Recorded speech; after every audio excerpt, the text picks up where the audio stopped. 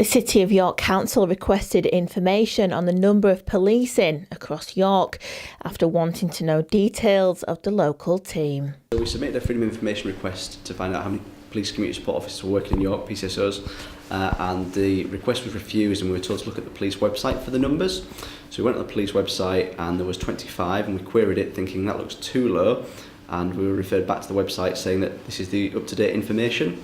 Since then it's come to like that. Actually, there's 54 PCSOs in York, which is still a drop of 20% since 2016. So in 2 years we've lost 10 PCSOs, and it's a bit concerning really that the information on the police website just isn't up to date. And actually, as a councillor, I was referred to that as the authoritative source of information. So a big concern really that 30 PCSOs in York, there's no way of the public knowing who they are, where they work and how to contact them.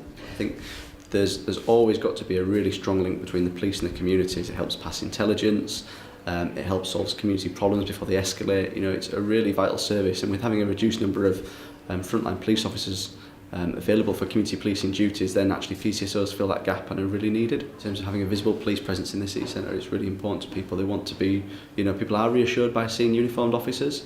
Sometimes PCSOs maybe aren't the appropriate resource if it's, you know, late on a Saturday night and it's dealing with disorder, but especially that low-level antisocial behaviour, sometimes if there was, you know, a greater PCSO presence, that might just take away some of that fear that the public have on a Saturday afternoon in the city, and just provide some reassurance and deal with that, you know, real low-level thing before it does escalate. Julia Mulligan, elected Police and Crime Commissioner for York and North Yorkshire, said at a recent live-streamed performance meeting, the York Commander outlined a full range of policing resources in York and what her teams are focusing on, which you can still see on my website. There are 54 PCSOs currently covering the city. Officer numbers are also stable. Relying on a website for information is challenging when it can never be kept fully up to date. Sadly, a byproduct of using inaccurate information means potentially making people feel less safe and does a disservice to local policing teams who are working very hard to keep people safe in York.